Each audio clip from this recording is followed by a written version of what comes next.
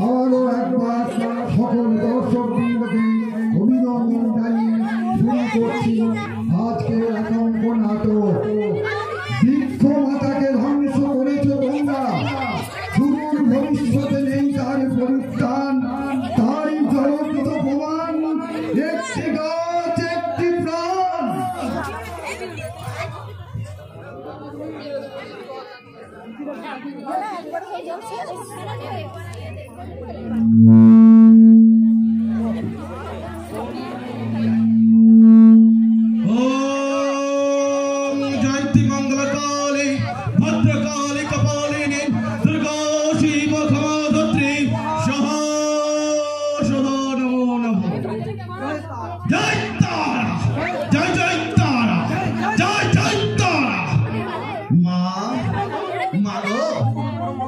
আমি তোমার পরম ভক্ত মানুষ, আমি সমাজের অসংখ্য মানুষের সর্বনাশ সেবা করার জন্য নিজেকে উজাড় করে দিয়েছি। আজকালকার ছেলে মেয়েরা মা বাবাকে বৃদ্ধ হলে বৃদ্ধাশ্রমে পাঠিয়ে দেয়, আর আমি সেই বৃদ্ধ বৃদ্ধাদের সুখে থাকার জন্য কোটি কোটি টাকা দান করি। মাগো মাগো মাগো, এটা ঘোর কলিযুগ। তাই আজ মানুষের জীবন থেকে ভালোবাসা শব্দটা হারিয়ে গেছে, নেই মায়া মমতা, নেই কারো আত্মার টান। তাই প্রতিনিয়ত কত মানুষ তাদের ক্ষমতা প্রতিষ্ঠা করতে গিয়ে কত মানুষকে তারা পৃথিবী থেকে সরিয়ে দিচ্ছে। তার ফলে অনাথ হয়ে যাচ্ছে কত নিষ্পাপ দুধের শিশু। কিন্তু মা আমি সেই অনাথ শিশুদের কান্না সহ্য করতে পারি না মা, পারি না তাদের দেখতে ক্ষুধার জন্য ছটফট ছটফট করতে। তাই নিজের রোজগারের অর্ধেক অংশ আমি অনাথ আশ্রমগুলোতে বিলিয়ে দিই, আর সারাদিন তোমার মধুমাখা নাম করতে করতে আমি মহানন্দে বলি। একটু পিছিয়ে হবে, এটা উঠতে হবে।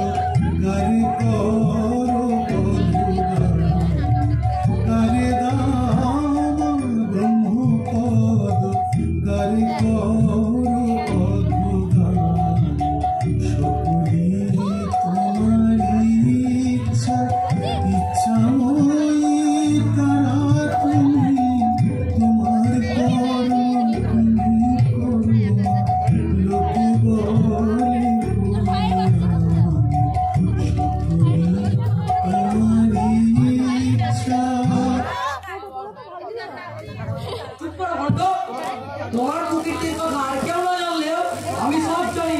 তুমি একটা শয়তান, তুমি একটা জানোয়ার। কি হয়েছে বৎস, এত বিচলিত কেন? তোমার মুখের আড়ালে যে রূপটা লুকিয়ে আছে সেটা আমি সকলের সামনে টেনে বের করে আনবো। শান্ত হও বৎস, শান্ত হও। না, আমি কিছুতেই শান্ত হব না। তুমি সাধু সেজে সারাদিন কালী সাধনা করো, আর রাতের অন্ধকারে চালিয়ে যাও তোমার গুণকরী ধান্দা। তোমার গোপন আস্তানায় বসে জুয়া ও মদের ঠেক। আমার সম্বন্ধে তোমার এমন ধারণা কেন বলছো? ধারণা নয়, আমি অনেক প্রমাণ পেয়েছি। পাঞ্জাব, মুম্বাই, দিল্লি এরকম বড় বড় শহরের ক্রিমিনালদের সাথে তোমার গোপনে যোগাযোগ আছে। আর তাছাড়া তুমি নারী পাচার সাধু ব্যক্তিদের নামে এমন কলঙ্ক রটাতে নেই বৎস। আমি সংসার ত্যাগী, ধর্মপ্রবর, আমি শান্ত নিরীহ মানুষ। আরেকটা ফালতু কথা না বলে আমার কাছে সবকিছু স্বীকার করে তাড়াতাড়ি বলো, মানিক কাকার মেয়েটাকে কোথায় লুকিয়ে রেখেছো? আমি জানতে পেরেছি তুমিই তাকে কিডন্যাপ করিয়েছো। এ তুমি কি বলছো বৎস? মেয়ে ছেলে মানে হচ্ছে আমার কাছে মা, তাই তো নারীদের মধ্যে আমি মা তারাকে খুঁজে পাই। ভণ্ডামি বন্ধ করো। তোমার কথা বুঝতে ভুল হচ্ছে বৎস। আমি কোনো ঠগবাজ, ধান্দাবাজ, ভণ্ড মানুষ নই। আমার একমাত্র কাজ এই জগতের কল্যাণ করা, মা তারা পরম আশীর্বাদ পাওয়া। আমার নাম শঙ্কর, শঙ্কর মহারাজ। এই জগৎ সংসারে আমার আর একটা কাজ আছে। কি?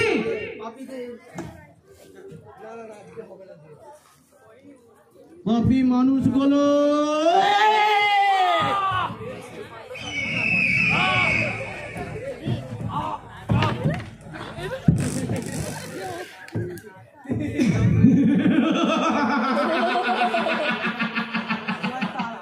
জয় তারা, জয় তারা, জয় জয় তারা।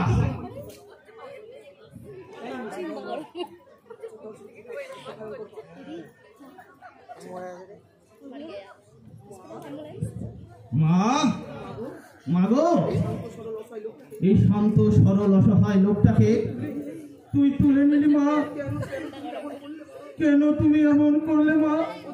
ও তো কোনো অন্যায় করেনি, শুধু প্রতিবাদ করতে এসেছিল। তাহলে কেন কেন তুমি আমার হাত দিয়ে ওকে তোমার কাছে টেনে নিলে? ঠিক আছে মা, ঠিক আছে, তোমার যা মনে হয়েছে তুমি তাই করেছো। তবে আজ কিন্তু আমি তোমাকে রক্ত জবা ফুল তুলে এনে পুজো করবো না। তোমার সামনে আজ যে রক্ত খরণ হলো, সেই রক্ত দিয়ে তোমার পা ধুইয়ে দেব। আজ আমি করবো রক্ত দিয়ে তারার পূজা।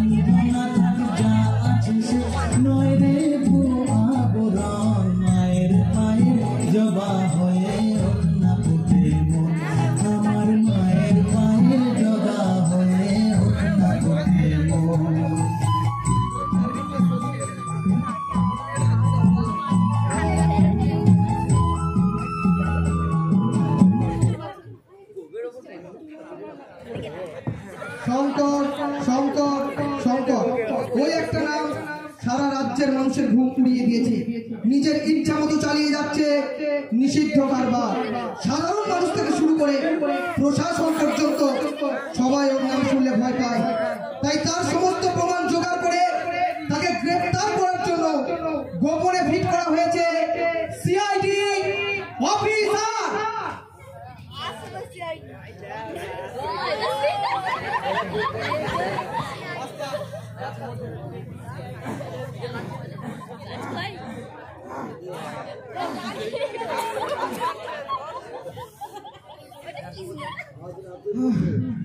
আজ রাতের মধ্যে সব গাছ কেটে ফেলতে হবে। আমাদের মালিক শঙ্কর বাবুর হুকুম আছে। হ্যাঁ, যদি কথা মতো কাজ না করি, যদি কথা মতো কাজ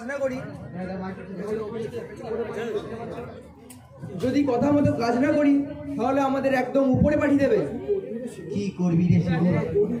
আমরা গরিব, আমরা অসহায়, এই সমাজে আমাদের কোনো মূল্য আছে রে? দেশলাই কাঠি পুড়ে যাওয়ার পর যেমন তার কোনো মূল্য থাকে না, আমরা হলাম ঠিক সেই দেশলাই কাঠির মতো, নিজেদের পুড়িয়ে ওপরে শান্তি বজায় রাখি আমরা। অরণ্য, অরণ্য মানিক গাছের সমারোহ, আর গাছ মানে আমাদের মা। কিন্তু আজ ওই পুঁজিপতি সুযোগ সন্ধানী মানুষদের জন্য সেই মাকে আমাদের নিজের হাতে কাটতে হচ্ছে রে। উপায় নেই, কোনো উপায় নেই। যদি আমরা তার কথা না শুনি তাহলে আমাদের সংসার অথই তলিয়ে যাবে। হ্যাঁ, ছেলে বউ নিয়ে একেবারে পথে দাঁড়াতে হবে রে। তার থেকে ভালো সব মায়া ভুলে মনটাকে কঠোর করে আবার গাছ কাটতে শুরু কর। হ্যাঁ, তাই কর।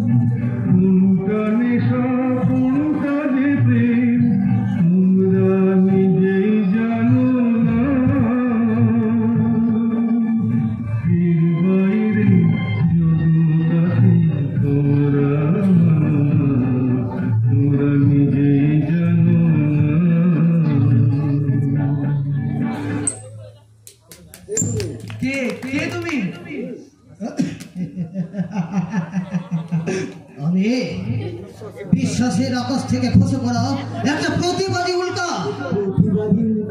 হ্যাঁ, অন্যায় অত্যাচারে যখন মাথা তুলে দাঁড়ায়, পাপে যখন মানুষের মুখ ভরে যায়, তখনই আমি সদম্ভে চিৎকার করে বলি, ওম সর্বধর্মান্ন পরিত্যাজম মমেকং শরণং ব্রজ, ওম তং সর্ব পাপেভ্যো মোক্ষিয়া ভবি মা সুচ, যদা যদা হি ধর্মস্য গ্লানি ভবতি ভারত অভ্যুত্থানম ধর্মস্য তদাত্মাनं সৃজাম্যহং পরিত্রাণায় সাধুনাং বিনাশায় চ দুষ্কৃতাং ধর্ম সংস্থাপনার্থায় সম্ভবামি যুগে যুগে।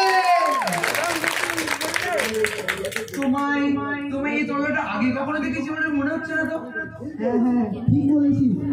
আমরা রাতে ঢুকে এত কাজ করি, কখনো দেখিনি। দেখবে কি করে? ওই শঙ্কর শয়তানের গোলামি করতে করতে তোমাদের চোখ যে অন্ধ হয়ে গেছে, তোমরা আজ কালা হয়ে গেছো, তাই তোমরা দেখতেও পাও না, আরে শুনতেও পাও না। পাগলা, তোমাদের লজ্জা করে না? প্রতিটা মুহূর্ত মানুষ অক্সিজেন নিয়ে বেঁচে থাকে, এক মুহূর্ত অক্সিজেন ছাড়া বাঁচতে পারে না। তাই সেই অক্সিজেনের উৎস বৃক্ষকে কাটতে তোমাদের যন্ত্রণা হয় না, তোমাদের করুণা হয় না।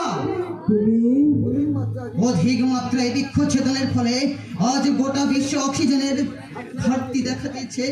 তাই কাগজে লেখা হচ্ছে, একটি গাছ একটি প্রাণ, গাছ লাগান প্রাণ বাঁচান, অথচ তারাই ভুলে গেছে যে কাগজে এগুলো লেখা হচ্ছে সেগুলো কোনো বৃক্ষকে কেটেই তৈরি করা হয়েছে।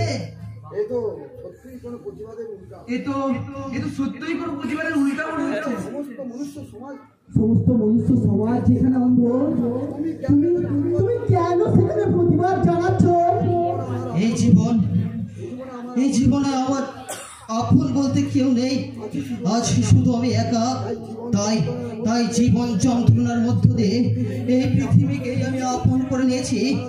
সারাদিন আমি পথে পথে ঘুরে বেড়াই, ক্লান্ত হলে কোনো বৃক্ষের নিচে আশ্রয় নেই।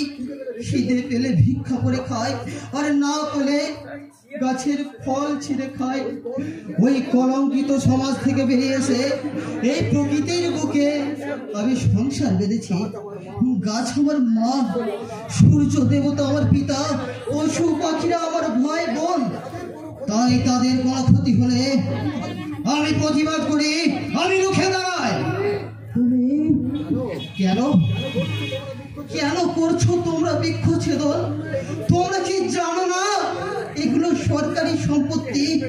জানি, কিন্তু কিন্তু আমাদের কোনো উপায় নেই। আমরা শঙ্কর বাবু টাকা দিয়ে কেনা বাজারের পণ্য মাত্র।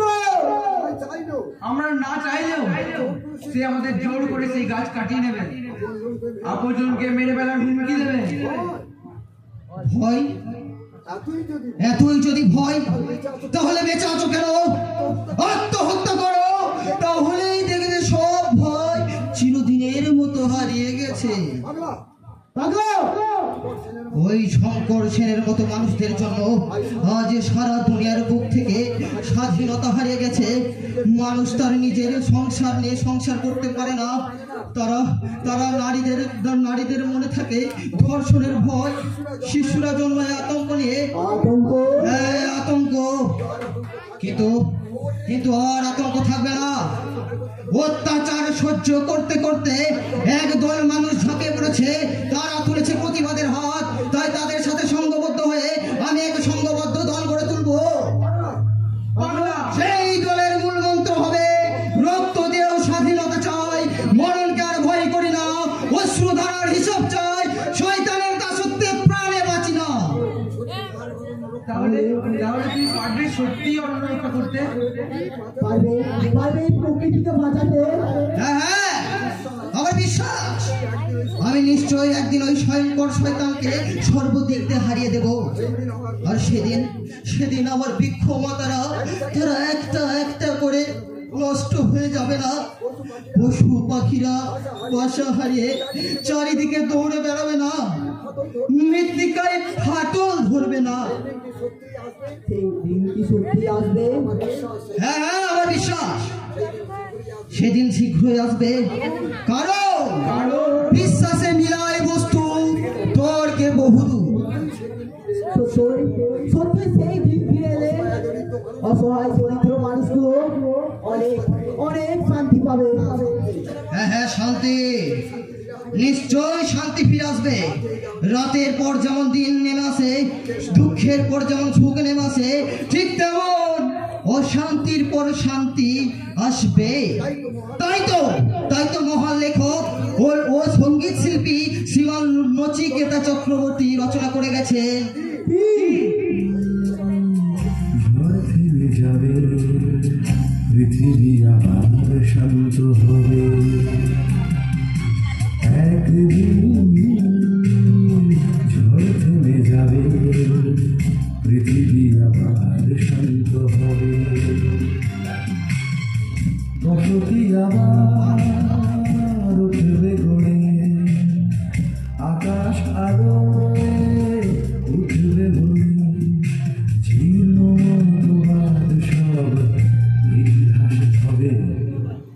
পৃথিবী আবার শান্ত হবে, পৃথিবী আবার শান্ত হবে।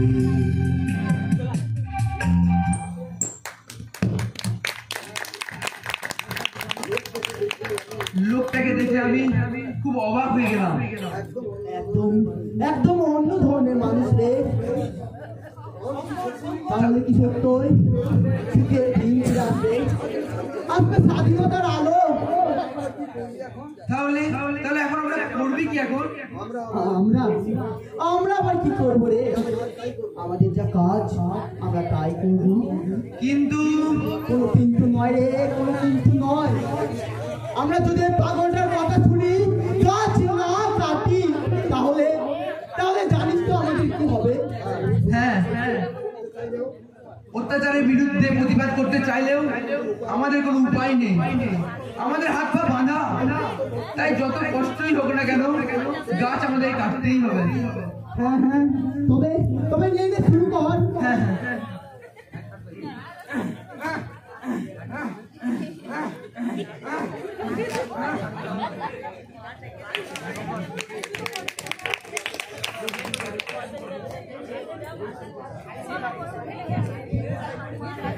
দিয়েছি, শুরু করে দিয়েছি।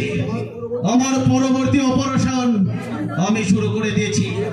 এর আগে আন্ডারগ্রাউন্ডের মানুষদের সাথে হাত মিলিয়ে নকল নোট তৈরির কারখানা আমি প্রতিষ্ঠা করেছি। সোনাগাছি দলালদের সাহায্য নিয়ে শুরু করেছি মেয়ে পাচারের ব্যবসা। আমার নাম শঙ্কর, আমি কাজে খুবই ভয়ঙ্কর।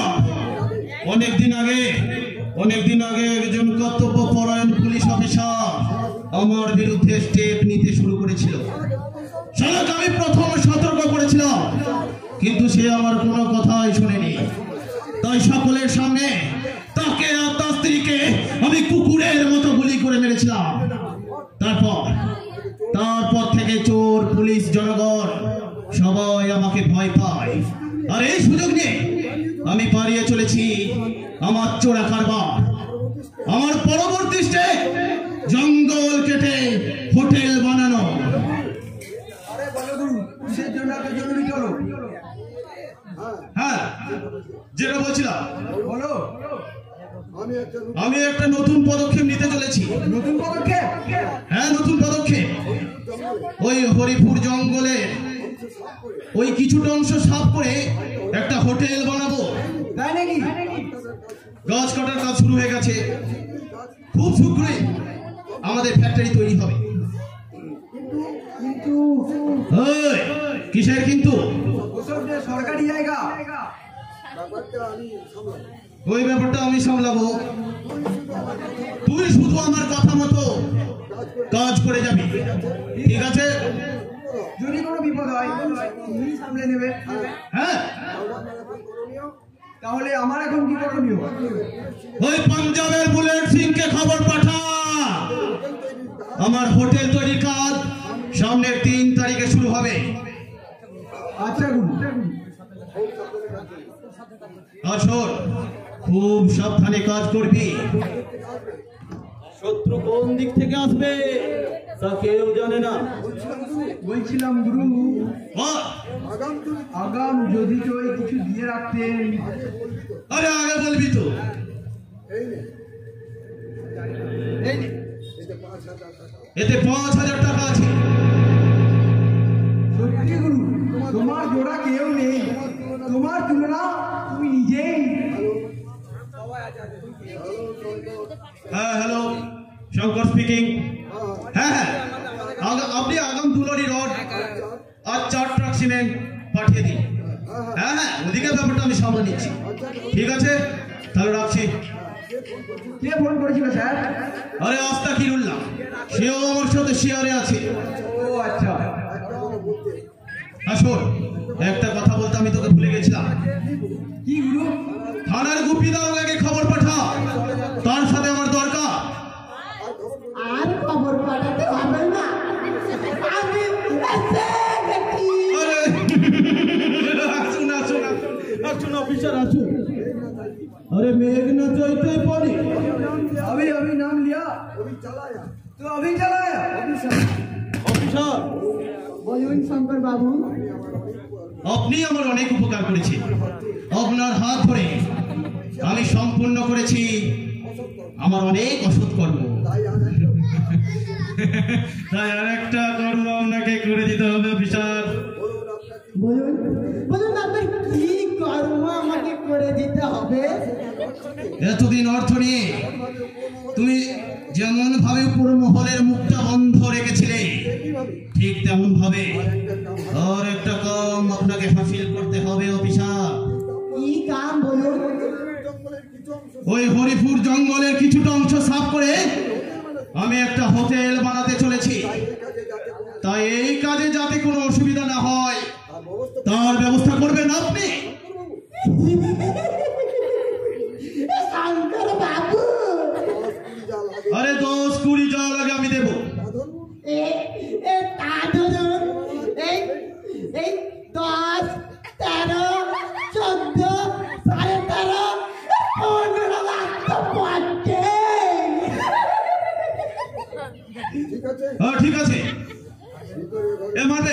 ভিতর ঘরে আমার টাকার বিটকেসটা নমুনা আছে, তুই সেটা নিয়ে আয়। ঠিক আছে গুরু, এক্ষুনি নিয়ে আসছি।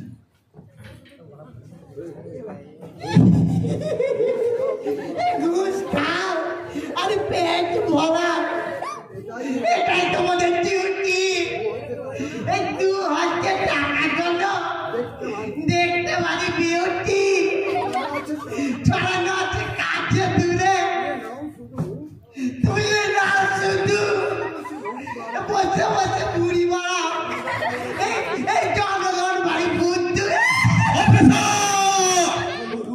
এ বলুন, দেখবে যাতে কোনো দিক থেকে কোনো অসুবিধা না হয়, অসুবিধা হলে কিন্তু আরে আরে ও নিয়ে আপনাকে কোনো চিন্তা করতে হবে না শঙ্কর বাবু। আমার নাম এই গুপি দরগা, দুবার উচ্চ মাধ্যমিক দিয়েও আমি পাস করতে পারিনি। এই ঘুষ দিয়ে চাকরিতে ঢুকেছি, তারপরে ওপেন মানে মুক্ত বিদ্যালয় থেকে পাস করে আজ আমি দারোগা হয়েছি।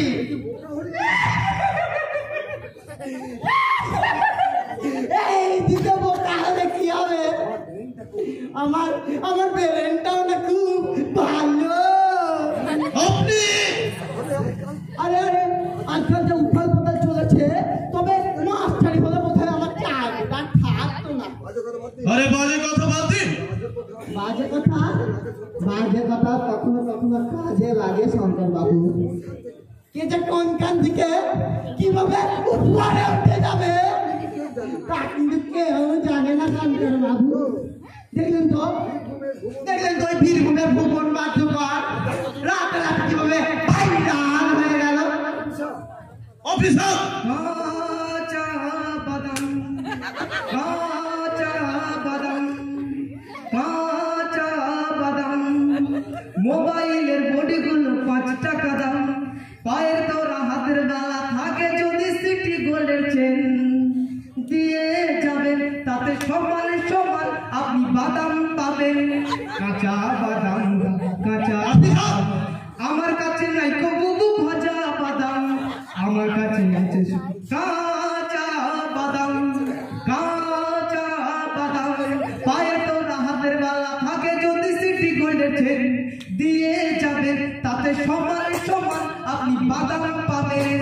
কাঁচা বাদাম, কাঁচা বাদাম, আমার কাছে নাই বাবু ভাজা বাদাম, আমার কাছে আছে শুধু কাঁচা বাদাম, কাঁচা বাদাম, কাঁচা বাদাম।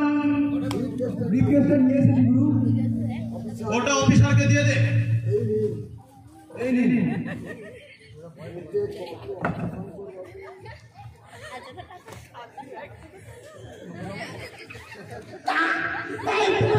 শঙ্কর বাবু পুরো 5 লাখ টাকা আছে, আগাম দিয়ে রাখলাম। আপনার পাওনা আমি মিটিয়ে দিলাম, কিন্তু কাজে যদি গোলমাল হয় এর পরিণাম কিন্তু খুব খারাপ হবে অফিসার।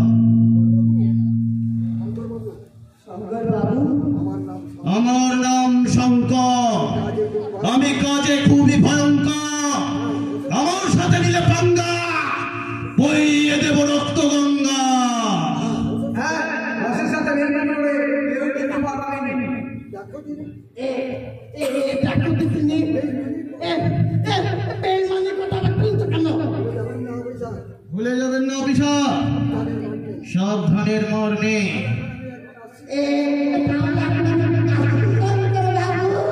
হ্যাঁ হ্যাঁ আসুন।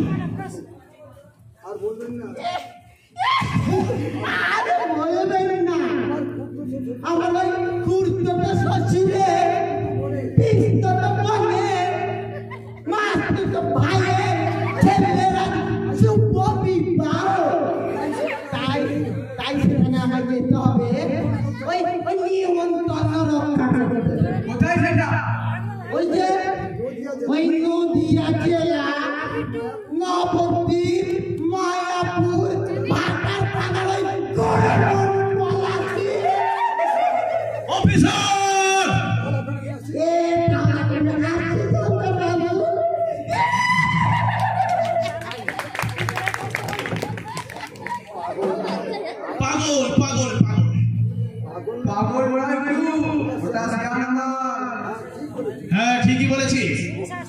ওই অফিসারকে দেখে আমার সুবিধার মনে হলো না।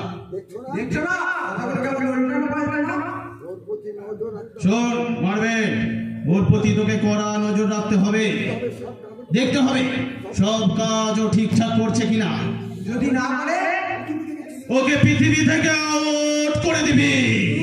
গুরু তুই আমাকে চিনতে পারিসনি রে মারবেন। আমি ছিলাম একটা বস্তির ছেলে। এক দুর্ঘটনায় পরিবারকে হারিয়ে আমি পথে পথে ভিক্ষা করেছি। একদিন এক ধনবান ব্যক্তি আমাকে দেখে তার বাড়িতে আশ্রয় দেয়। সে ছিল একজন শিল্পপতি। তার বাড়িতে আমি ছাড়া আর কেউ ছিল না। সেই সুযোগ নিয়ে আমি তার সব খুঁটিনাটি জানতে শুরু করি। তারপর কয়েক বছর পর তার মাথায় পিস্তল ঠেকে তার সম্পত্তি আমার নামে লিখে নি। তখন থেকে আমার নাম শঙ্কর সেন হয়ে যায়। আরে এটা পুরো সিনেমার মতো কাহিনী গুরু। হ্যাঁ, আমার জীবন কাহিনীটা সিনেমার থেকে কম নয়। তোমার এই এমন বুদ্ধি দেখে আমি মাঝে মাঝে ভাবি তুমি কোন গ্রহের মানুষ গুরু? অমানবিকতার গ্রহ থেকে খসে পড়া আমি এক ছিন্ন মানুষ। আমার নাম শঙ্কর। আমি কাজে খুবই ভয়ঙ্কর। তোমার সান্নিধ্যে থেকে আমি অনেক কিছু শিখেছি গুরু। আমার কাছে তুমি ভগবান। মারবে আমার হাতে এই চাপটা দিয়ে আমায় কি করে সেখানে দিয়েছো অনেক অনেক অর্থ দিয়েছো নতুন জীবনের সন্ধান। ওই ভদ্র সমাজ আমাকে গাইতে পারেনি, তুমি তাই দিয়েছো। ও কথা বাদ দিয়ে তুই তাড়াতাড়ি বুলেট সিংকে খবর পাঠা। ঠিক আছে গুরু। শোন, তবে একটা কথা, ওই মহিলাটার প্রতি একটু নজর রাখবেন। কেমন? আরে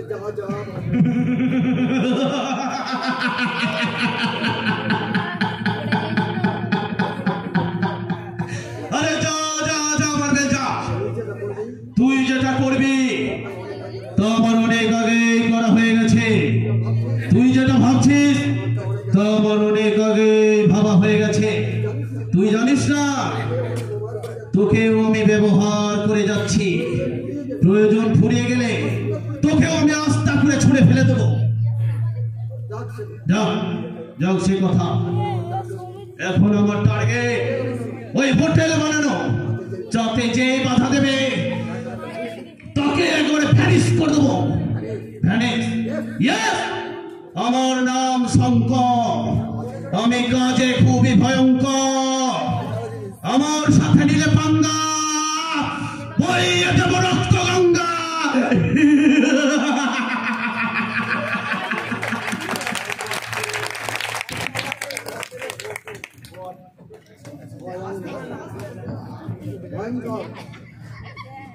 ভয়ঙ্কর, ওই শঙ্কর সেন খুব ভয়ঙ্কর। এই এলাকার কোনো মানুষ ওর উপর কথা বলতে পারে না। পুলিশ, এমএলএ, বিডিও সবাই ওর কথায় এই হচ্ছে আর এই বসছে। খুন, ধর্ষণ, শিশু পাচার সব মিলিয়ে শঙ্কর সেন এই এলাকায় কংস রাজ্য করে তুলেছে। কংস রাজ্য। কংস সেটা আমার কথা ধ্বংস? কি ধ্বংস হওয়ার কথা বলছিস তুই? পৃথিবী তালা নিয়ে দেবো। তালা তুই তুই কি করে তালা নিয়ে নে? বালিশ? কোন বালিশ? আর বালিশ না ফাঁস বালিশ? আমি পাগল হয়ে গেলাম, পাগল। এই পাগলকে নিয়ে সংসার করতে করতে বিরতি করতে করতে আমি পাগল হয়ে গেলাম, পাগল। ডিউটি সেটা তেটা যখন বলেন শুধু তো টাকা দেবে আর পদ্ধতি দেবে আর পকেটে ফেলা। বিউটি?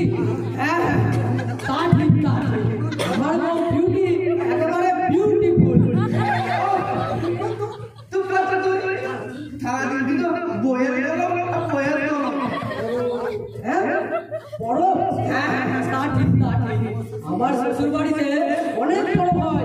কালী পুজো, মনসা পুজো, গাজন, শীতলা পুজো, আরো অনেক কিছু। চুপ করো তোমরা। আমি এদিকে চিন্তায় মরে যাচ্ছি, আর ওরা একটা যাত্রা শুরু করেছে, যাত্রা। লালু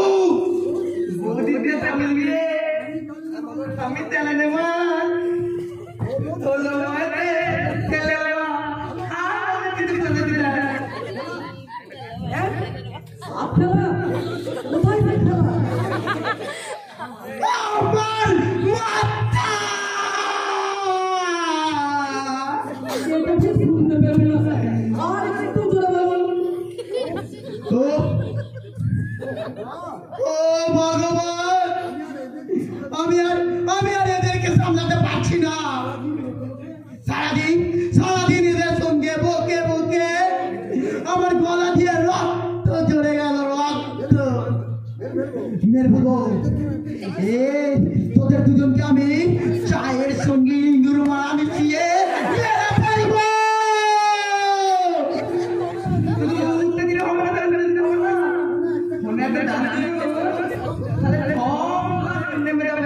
কি গন?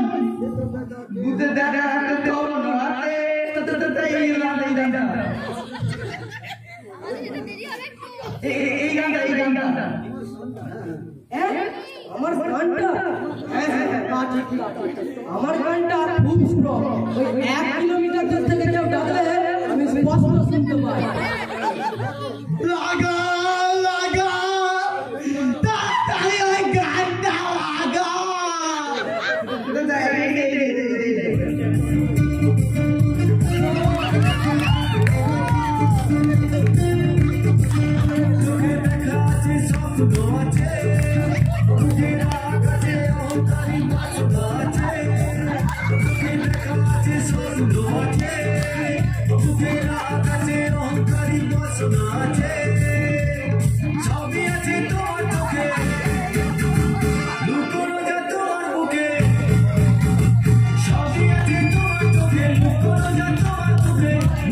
কিছু বলো না, যাওয়ার বেলায় দেখা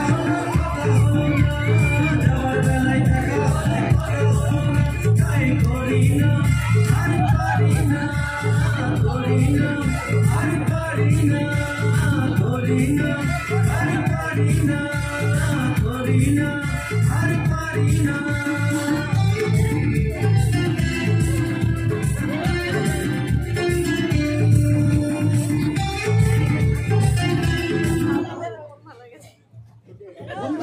বন্ধ করো, বন্ধ করো এই গান।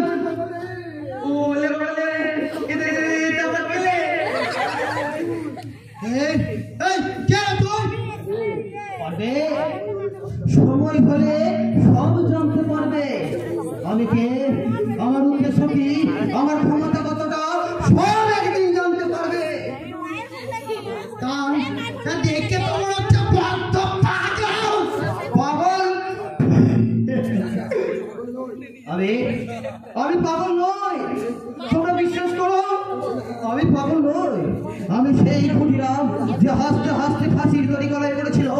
আমি সেই স্বামী বিবেকানন্দ যে ভাষণের মাধ্যমে শিকাগো শহর কাঁপিয়ে তুলেছিল। আমি সেই কাজী নজরুল ইসলাম যে কলমের মাধ্যমে বিদ্রোহ রচনা করেছিল। জ্ঞান দেখছি তো ভালোই আছে। তোরা সব জয়ধ্বনি কর, তোরা সব জয়ধ্বনি কর, তোরা সব জয়ধ্বনি কর। ওই নূতনের কেতন রে কাল বৈশাখীর ঘর, তোরা সব জয়ধ্বনি কর, তোরা সব জয়ধ্বনি কর, তোরা সব জয়ধ্বনি কর। বেশি বক বক না করে পালাবার জন্য তো আমি এখানে আসিনি। আবার সবুজ পাকে একদল কাঠুরিয়া কেটে ধ্বংস করে দিচ্ছে। হারিয়ে যাচ্ছে জীব জন্তুদের আশ্রয়। তার প্রতিবাদ করার জন্যই আমি এই থানাতে এসেছি। এসে দেখছি এটা আর থানা বিবর্তনের মধ্যে হয়ে গেছে একটা ধান্দাবাজ নর পশুদের আস্তানা। বাইজি নাচে আর মদ খাইয়ে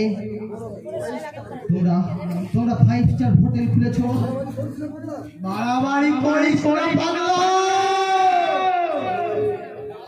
বাড়াবাড়ি আমি নয় করছো তোমরা। কেন কেন তোমরা এই খাকি পোশাকটার অপমান করছো বলতে পারো? তোমরা কি ভুলে গেছো এই দেশের স্বাধীনতা এসেছিল কত নব যুবকদের আত্মবলিদানের কারণে?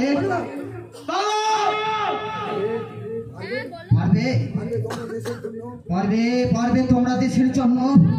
পারবে তোমরা নিজেদের জীবনকে উৎসর্গ করতে? পারবে প্রিয়জনদের ভুলে এই রহস্যময় গগনের তীরে হারিয়ে যেতে? পারবে না, তোমরা কিছুতেই পারবে না। লালু একে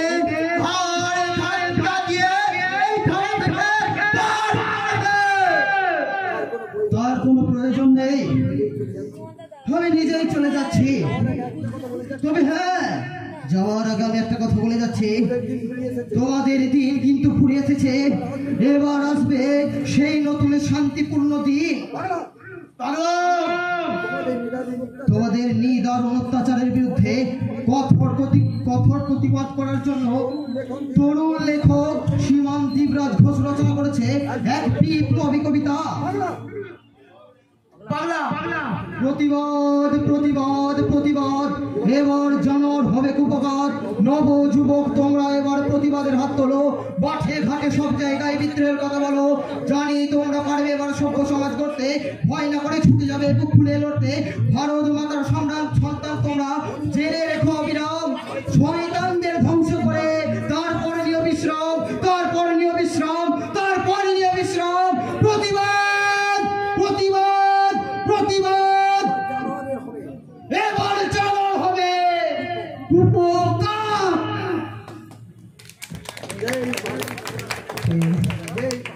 এই পাগল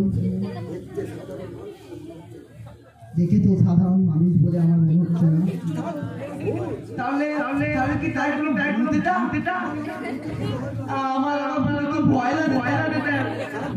হ্যাঁ ভূত, আমি এবার ভূত হয়ে তোমাদের ঘাড়ে চেপে রক্ত খাবো, রক্ত। শুধু আপনি কেন স্যার, আমিও অরিজিৎ সিং এর বিশাল বড় ভক্ত।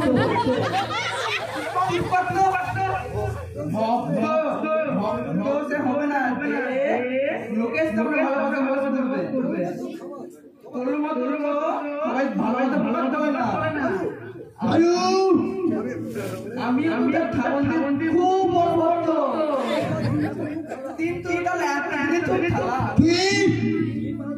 তিনবার আবার তোমাকে এখানে বিয়ের বিচার করার জন্য ডাকা হয়নি। আমি ভূতের বিচার করি, এবার বুঝেছ? ঠিক শুনতে পেলাম না স্যার। ছেড়ে দেবো, আমি শীঘ্রই খুব বেশি চাকরি ছেড়ে দেবো, না হলে আমার পাগলা করানো জায়গা হবে না। পাগলা করানো এখানে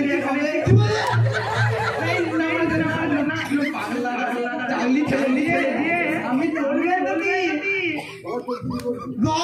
গিরি করে বেড়াবো, লোকের বিয়ে লাগিয়ে বেড়াবো।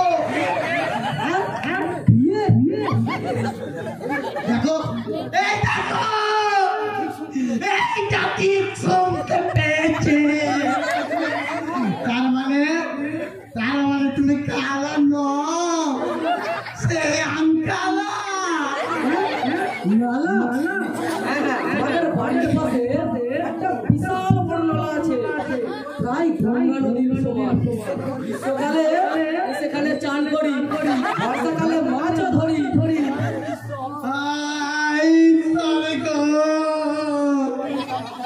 তুমি আমাকে তাড়াতাড়ি তুলে নাও গো। কালকে সূর্যোদয় হওয়ার আগে তুমি আমার মৃত্যু দাও, আমার মৃত্যু।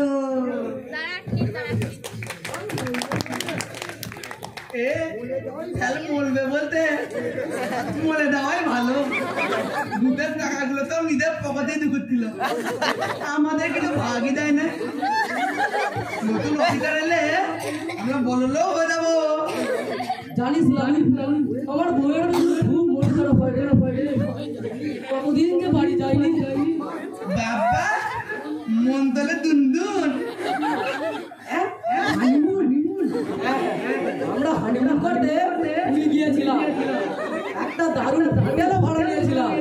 সামনে ছিল সমুদ্র, পাশে ছিল দুর্দান্ত একটা পার্ক, সমুদ্রের ঢেউ বাতাসে ভেসে আসতো। আর আমরা এই পার্কে বসে একসাথে গল্প করতাম। আর এখন আমার মনে আছে এই হোটেলটার নাম ছিল নিউ হানিমুন হোটেল। হোটেল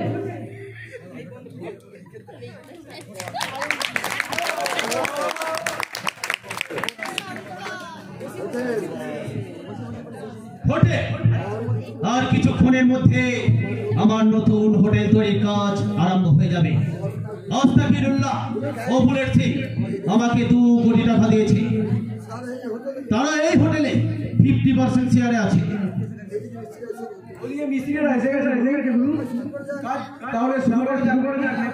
না, গুপি দারোগা আগে আসুক, তারপরে কাজ শুরু করবি। আরে আমার ঘর বেঁধে মাঠে খেলতে নামা উচিত। হ্যাঁ তা ঠিক।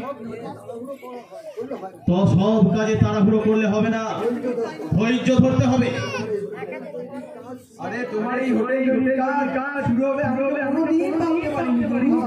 হ্যাঁ, এখানকার মানুষগুলো যা আন্দোলন শুরু করেছিল তাতে করে এখানে আর হোটেল তৈরি করা কঠিন হয়ে পড়েছিল।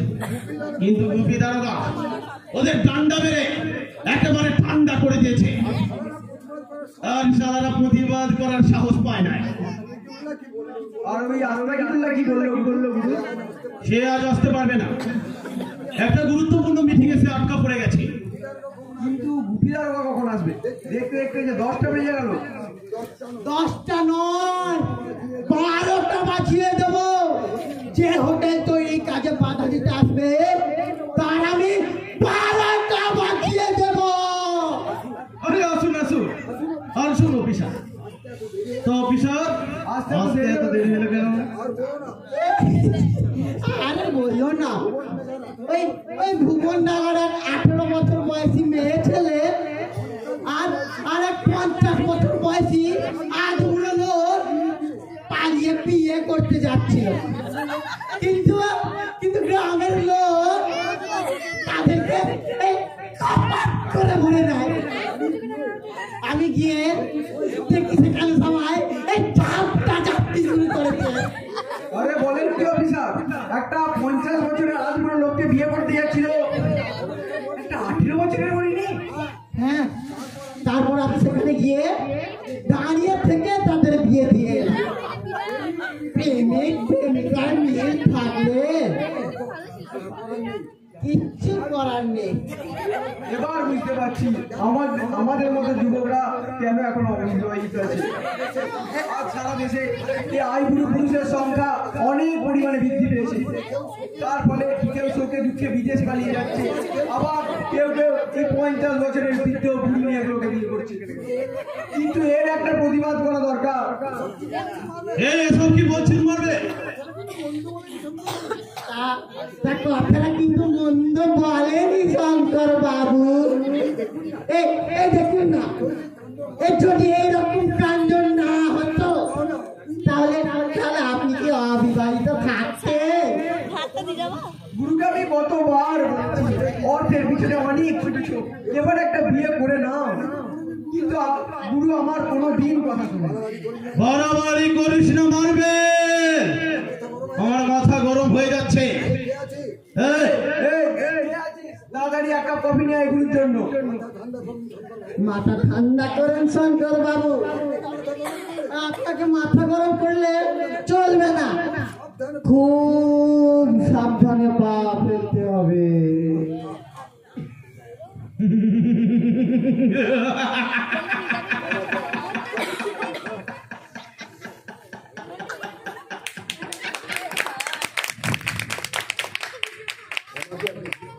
আরে আমাকে অগ্নি শিক্ষা দিচ্ছেন অফিসার, যে দিনের পর দিন মানুষের মনের আতঙ্ক সৃষ্টি করেছে, চালিয়ে গেছে অরাজকতা রাজত্ব, যে মানুষের ঘুম উড়িয়ে দিয়ে তাদের কেনেছে নিজের গোপন আস্তানায়, তাকে আপনি শান্ত থাকতে বলছেন অফিসার? শঙ্কর বাবু, আমার নাম শঙ্কর, আমি কাজে খুবই ভয়ঙ্কর। আমার সাথে নিলে পাঙ্গা, বই দেব রক্ত গঙ্গা।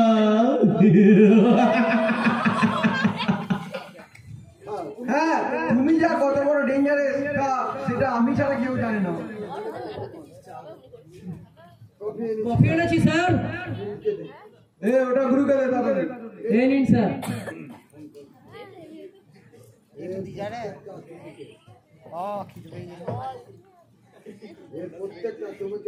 এর প্রত্যেকটা চুমুকে আছে অনেক অনেক আনন্দ, আছে অসমাপ্ত শান্তি, কি নিদারুণ অনুভূতি। আপনার কফি খাওয়া দেখে আমার ছেলেবেলার কথা মনে পড়ে গেল শঙ্কর বাবু। আমরা অনেক বন্ধু মিলে একসাথে কফি হাউসে যেতাম, তারপর হুড়োহুড়ি করে চেয়ারে বসে পড়তাম, আর তারপরই শুরু হয়ে যেত সেই মধুর গান। কি সেটা? এই পথ যদি না শেষ হয় তবে কেমন হতো তুমি বলো তো, যদি পৃথিবীটা স্বপ্নের দেশ হয় তবে কেমন হতো তুমি বলো তো। লা লা লা লা লা লা লা, এই পথ যদি না শেষ হয় তবে কেমন হতো তুমি বলো তো। শেষ হয়ে যাবে। আজই তোমাদের সব খেলা শেষ হয়ে যাবে। তাকিয়ে দেখো এই নীল দিগন্তের পারে জমে আছে কত কত কালো মেঘ। সেই মেঘের গর্জনে আমি শুনতে পাচ্ছি হার না মানা প্রতিবাদীদের গলার সুর। এটা তো সেই পাগলাটা। কোন পাগলা? দুদিন আগে এই পাগলাটা আমার থানায় ঢুকে পড়েছিল। কথোপকথনের মাধ্যমে আমি বুঝেছিলাম এটা কোনো সাধারণ পাগলা নয়। ঠিকই বলেছো, আমি কোনো সাধারণ পাগলা নই। ওই প্রতিযোগিতার সমাজে বেঁচে থাকার জন্য আজ আমি অসাধারণ হয়ে গেছি। এই পাগলা কুত্তা, তাড়াতাড়ি এখান থেকে পালিয়ে যা। কেন চলে যাব? এটা কি তোমার পাপের জায়গা? পাগলা, তোমার তো অনেক সম্পত্তি আছে তাই না? তাহলে কেন তাহলে জঙ্গল কেটে হোটেল বানাচ্ছ বলো? বাবুর ইচ্ছা হয়েছে তাই বানাচ্ছে, তাতে তার কি? আমার অনেক কিছু, আমার নিজের স্বপ্ন দিয়ে এই জগৎটা আমি কিনে নিয়েছি। এই গাছ, ওই নদী, ওই দূরের পাহাড়, সবকিছুই আমার।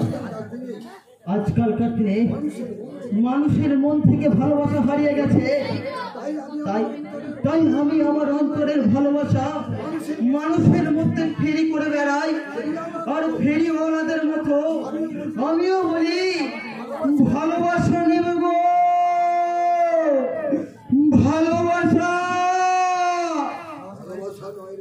ভালোবাসা নয় রে পাগলা, আমি তো জীবনটাকে ছিনিয়ে নেব।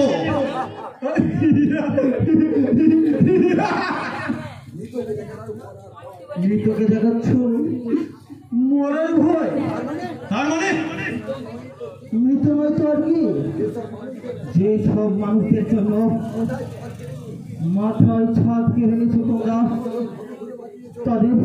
তাদের তোমরা ভগ ঘুরে পাঠিয়েছো। শিশুদের তোমরা অনাথ করে দিয়েছো। তারা তো মৃতই তাই না? এই পাগলা, আমিও গুপি দারোগা। আমার কথায় ইন্দুরা ছুচোয় এক বাটিতে ধান খায়। বেশি বাড়াবাড়ি না করে ভাগ এখান থেকে, ভাগ। হ্যাঁ, বসতে চাইলে এখান থেকে তাড়াতাড়ি পালা। না, আজ আমি প্রতিবাদ না করে এইখান থেকে এক পা নড়বো না। তোকে আমি শেষবারের মতো বলছি, যদি জীবনের প্রতি তোর মায়া থাকে তাহলে এখান থেকে তাড়াতাড়ি তুই দূর হয়ে যা। জীবনের প্রতি মায়া থাকলে আজ আজ আমি প্রতিবাদ করতে আসতাম না। অনেক দিন আগেই ওই মায়া শব্দটা না আমার জীবন থেকে হারিয়ে গেছে। এই দেশের বুক থেকে আগাছা দমন করার জন্য আমি অনেক দিন আগেই প্রতিজ্ঞাবদ্ধ হয়েছি। তোমরা জানো আমি কে? সিআইডি অফিসার বাবু সোনা সেনগুপ্ত। না, হতে পারে না। Yes, sir. Yes, sir. আরে এ তো পিছে ফুটতে যে কিউটো বেরিয়ে গেল। অফিসার, ওদের দুজনকে অ্যারেস্ট করুন। Yes, sir. Yes, sir. Yes, sir.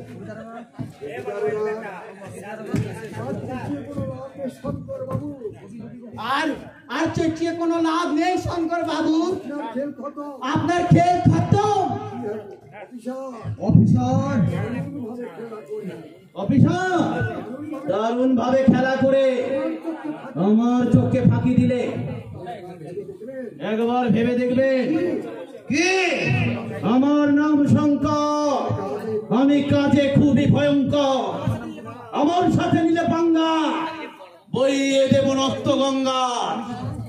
আর আমি কি গুরু মান্না হবে না? ছোটখাটো কিছু বলো।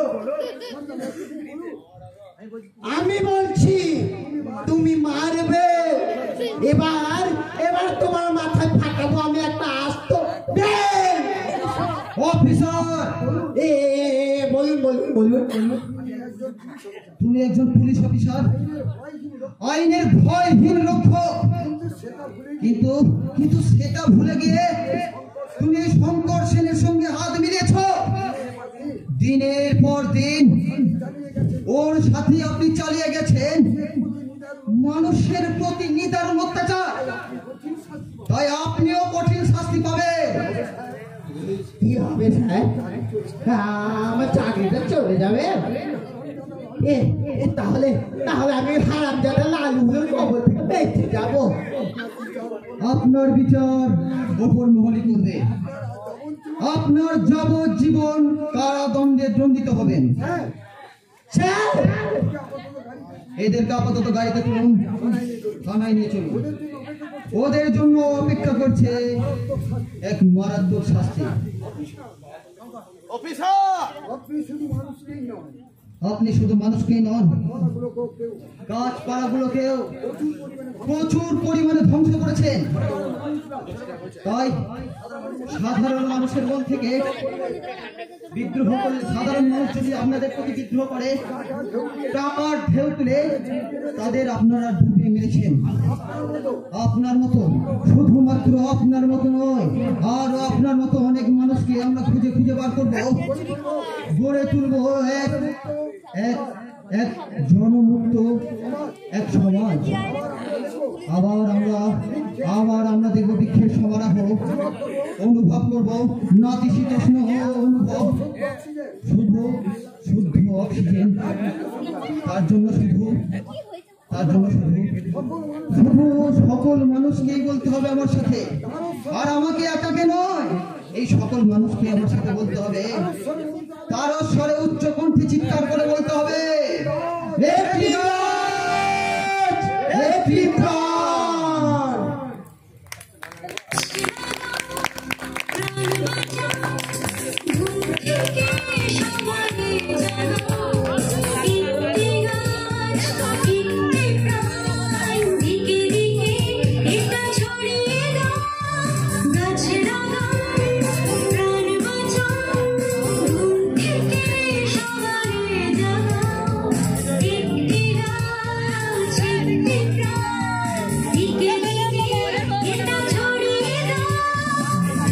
তুমি করে রয়েছো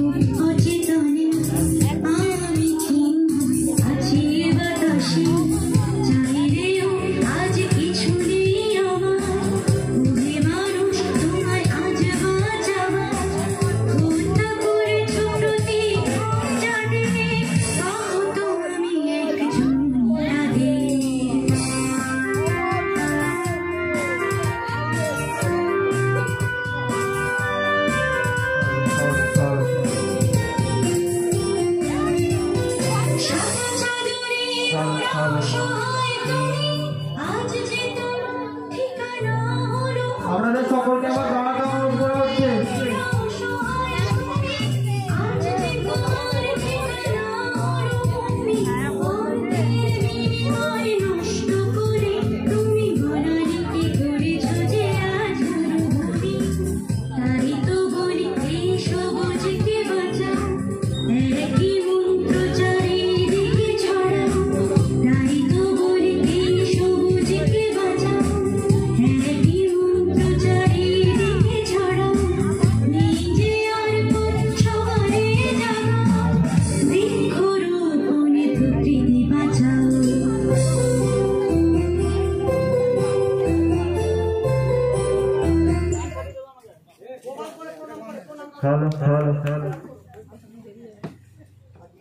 আজকে আমাদের নাটক এখানেই শেষ হলো।